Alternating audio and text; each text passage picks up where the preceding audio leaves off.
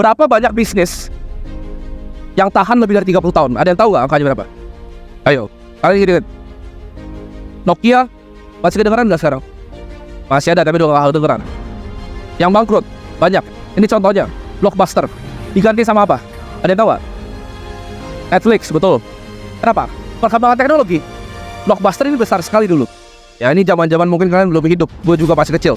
Lehman Brothers itu perusahaan bank yang dibuat oleh orang Yahudi yang dibilang nggak akan pernah jatuh. Kata-katanya too big to fail, terlalu besar untuk gagal. Apa yang terjadi sama Lehman Brothers? 2008 bangkrut.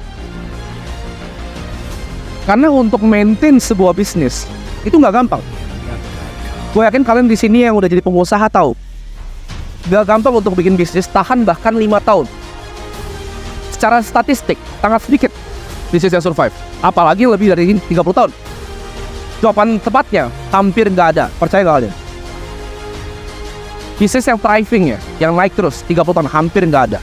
Next, mereka yang berhasil siapa? Ini pun belum 30 tahun. Ini disebut dengan Magnificent Seven.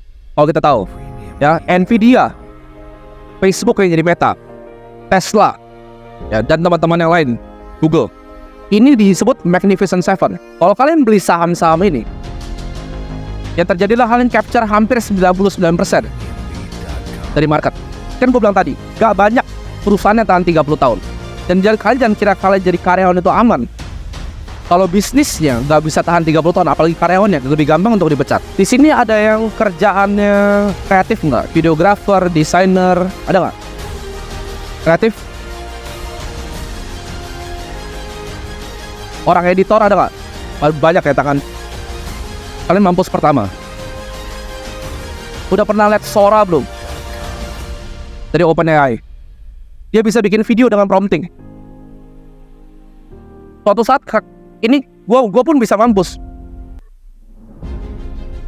Karena ngomong seperti ini, kalian tinggal masukin dataset gue.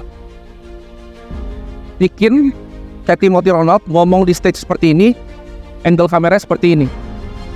Itu bisa dalam 1 detik di generate. Jadi perkembangan teknologi itu sangat cepat. Bisnis itu cepat sekali diganti. Perusahaan itu bisa gagal sederhana. Kalau dia nggak bisa bikin cash flow lebih dari rate inflasi. Perusahaan itu bangkrut kalau dia nggak bisa generate cash flow lebih dari rate inflasi. Kalau perusahaan di Indonesia cash flow-nya cuma nambah 5% setahun, dia mati.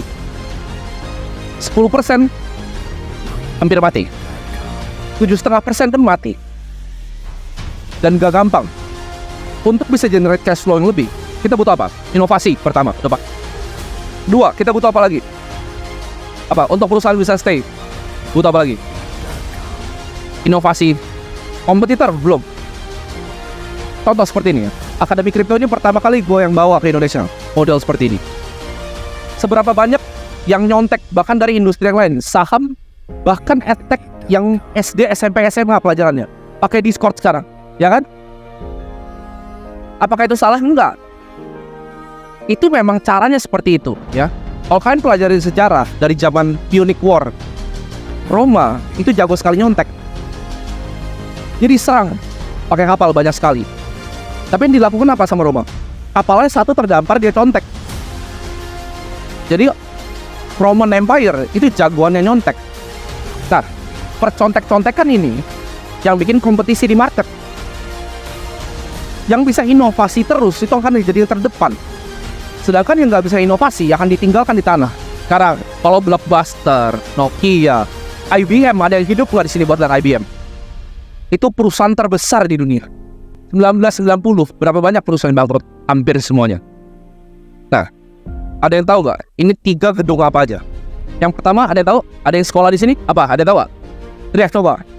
Itu gedungnya Harvard. Kampus. Tahan lebih dari 100 tahun. Gedung kedua, Gereja Katolik. Gedung ketiga, Red Cross, Palang Merah. Aneh nggak di sini? Gua ngomongin Bitcoin halving. Gua itu founder dari Akademi Kripto, tapi gue bahasnya 3 gedung ini. 1 kampus, 1 gereja Katolik. Nah, ini tenang, ini bukan gereja setan ya, tenang. Ini bukan gereja setan.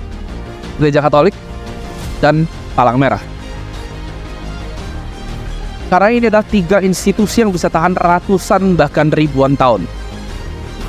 Rahasia aja akan gue buka di sini. Dan kalau kalian tanya kenapa gue bikin yang namanya Family Office Fund, akan gue bahas di sini. Next. Ada yang tahu ini apa? Data apa? Ini kripto nih. Kalau kalian member tapi nggak tahu ini, kacau. Ada hubungan yang kripto. Ini adalah hedge fund terbesar by asset under management. Ada Millennium, Bridgewater, yang besar-besar. Ray Dalio, tahu kan? Di sini ada Arrow Street, Point72 yang dibikin Steve Cohen. Kalian pernah diam sejenak gak untuk bener-bener bertanya, hedge fund sistemnya gimana? Orang taruh duit, ya kan? Misalnya 100 miliar dibagi 80-20. 20 itu untuk yang kelola, 80% profitnya untuk yang naruh duit. Kan gue selalu bilang, orang paling kaya-kaya di dunia ini hedge fund manager, betul? Tapi kalian pernah terbesit gak di kepala kalian? Lalu siapa yang taruh duit di mereka? Jawabannya adalah 3 gedung tadi. Kalian pernah pikir gak? Hedge fund manager Ray Dalio kaya, tapi yang taruh duit itu siapa? Pastinya lebih kaya lagi kan? Jawabannya adalah dana pensiun pemerintah. Yang pertama, Sovereign Wealth Fund, Endowment Kampus, endowmentnya Red Cross, bahkan institusi-institusi non-profit itu yang taruh uang di mereka. Nah ini makanya gue bilang ini rahasia untuk hidup selamanya. Karena Nokia nggak hidup selamanya. Red Cross ada yang tahu dari tahun berapa? Gereja Katolik ada yang tahu? Universitas Oxford ada yang tahu dari tahun berapa? Kalian ini kalau punya pemikiran, punya ilmu itu harus holistik. Gak bisa cuma mau paham kripto doang.